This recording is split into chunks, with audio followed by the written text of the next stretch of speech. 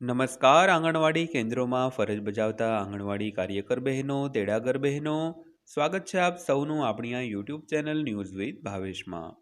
તો બહેનો, આજની તારીખ 27/2/2026.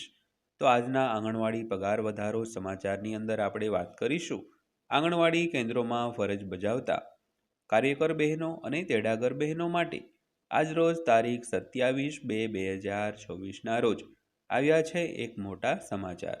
તો બહેનો, શું છે આ મોટા સમાચાર જેની આજના વિડીયોમાં આપણે ચર્ચા કરીશું? તો આજનો વિડીયો તમે ખાસ કરીને અંત સુધી જોઈ લેજો.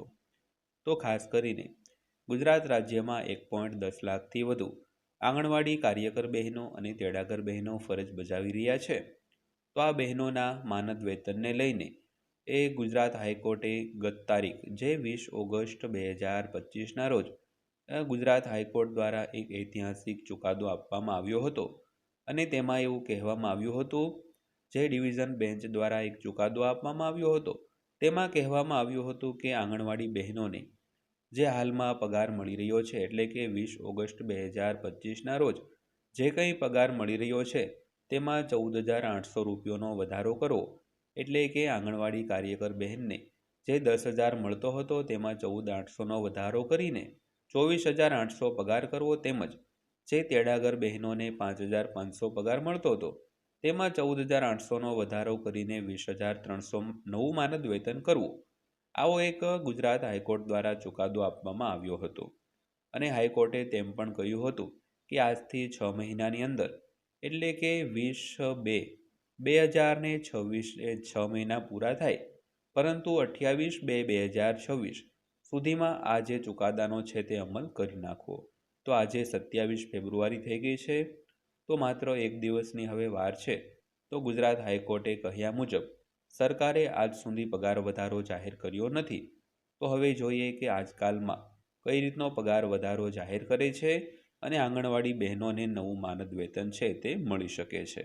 ગુજરાત હાઈકોર્ટે જો ચુકાદો આપ્યો હોય તો સરકાર કેમ અમલ કરતી નથી, તે પણ એક વિચારવા જેવી બાબત છે.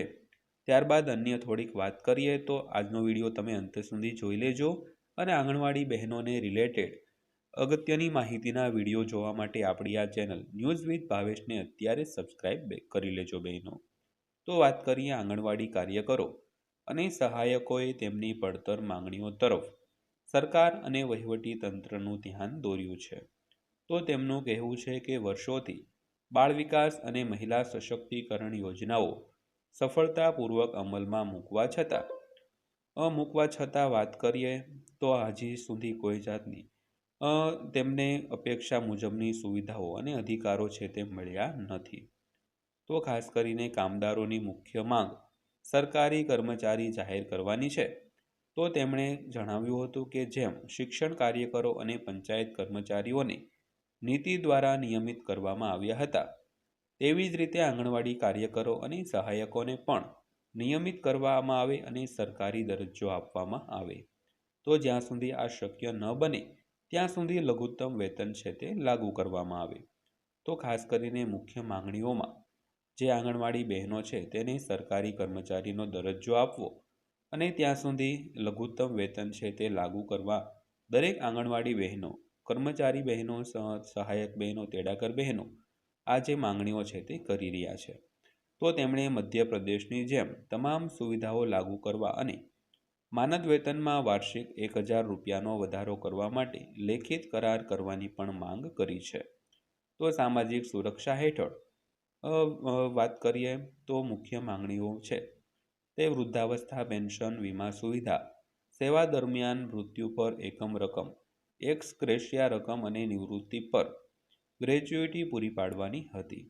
તો કામદારોએ ચેતવણી આપી હતી કે જો તેમની માંગણીઓ પર ટૂંક સમયમાં સકારાત્મક નિર્ણય લેવામાં નહીં આવે તો તેઓ વિરોધ કરવા મજબૂર થશે.